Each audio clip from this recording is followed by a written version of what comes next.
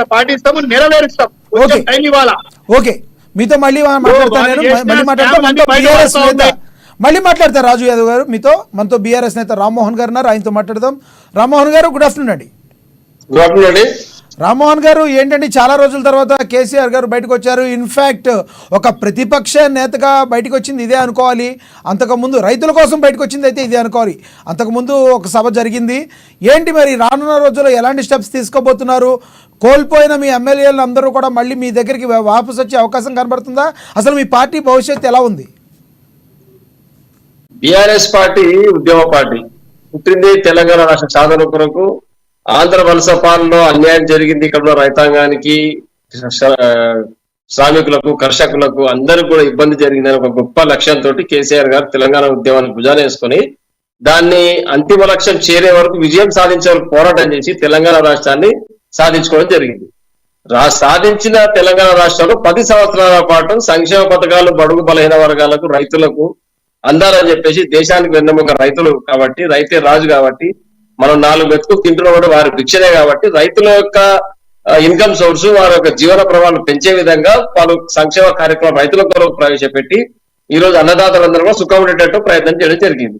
దాంట్లో భాగంగానే రైతు బీమా కావచ్చు, రైతు బంధు కావచ్చు, పంట సాయం కావచ్చు, 24 గంటల కరెంటు కావచ్చు, ఏదైనా కావచ్చు. మరి దీంట్లో ఈ యొక్క రేవంత్ రెడ్డి గారు ఎప్పుడైతే ఎన్నికలకు సార్వత్రిక ఎన్నికలకు వెళ్లే ముందు డిసెంబర్ 9వ తారీఖున నేను 2 లక్షల రూపాయలు రుణమాఫీ చేస్తా, ఒక బ్యాంకులకు వెళ్ళి తెచ్చుకోండి అని రెచ్చగొట్టింది వాస్తవమా కాదా?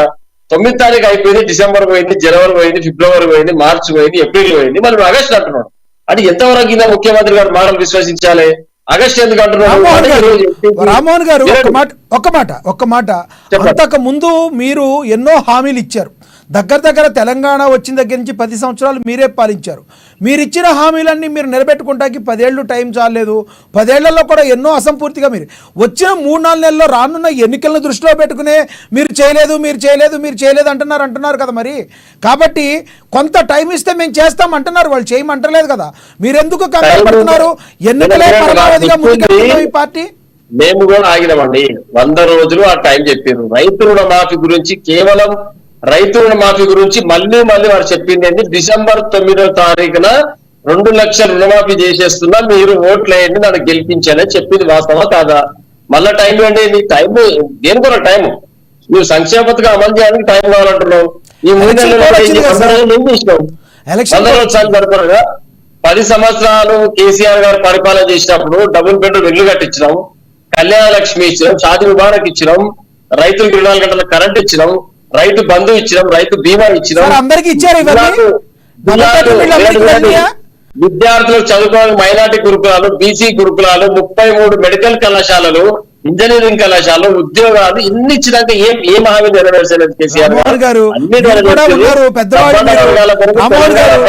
రామ్మోహన్ గారు, మీరు పెద్దవాళ్ళు, ఎంతమందికి డబుల్ బెడ్రూమ్ ఇళ్ళు వచ్చినాయి, దళిత బంధు ఎంతమందికి కరెక్ట్ గా వెళ్ళి మీకు కూడా తెలుసు. కాబట్టే కదా ప్రజలు మిమ్మల్ని వ్యతిరేకించింది. అందరూ ఓట్లేదు, మీకు అందరికీ వెళ్ళలేదు కదా. నేను చెప్పేది కంప్లీట్ చేయండి. చెప్పండి సార్. డబుల్ బెడ్రూమ్ ఇండ్లు దామాషా ప్రకారం ప్రతి మండలానికి, ప్రతి గ్రామానికి కేటాయించడం జరిగింది. అర్హులైన వారు ప్రతిరోజు పెరుగుతున్నాడు 10 సంవత్సరం.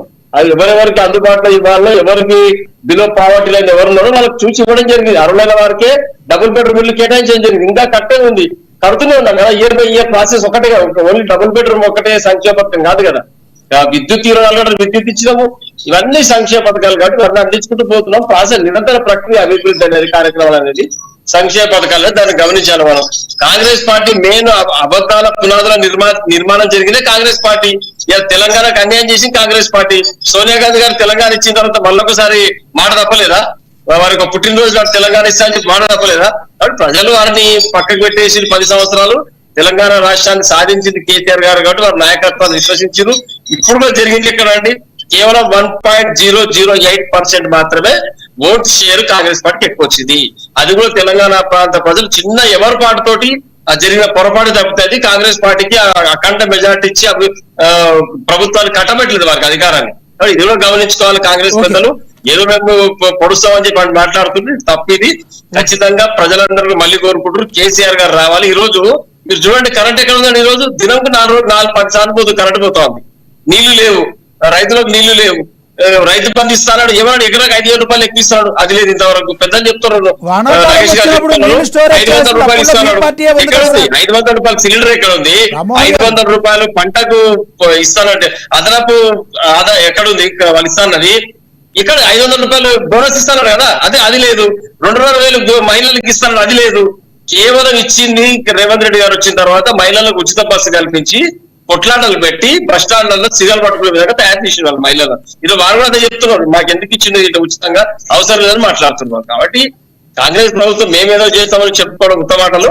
ఇప్పుడు కూడా ప్రజలు విశ్వసించే పరిస్థితి లేదు. ఎందుకు అంటే మీతో మళ్ళీ మాట్లాడతాను రామ్మోహన్ గారు, మీతో మళ్ళీ మాట్లాడతాను.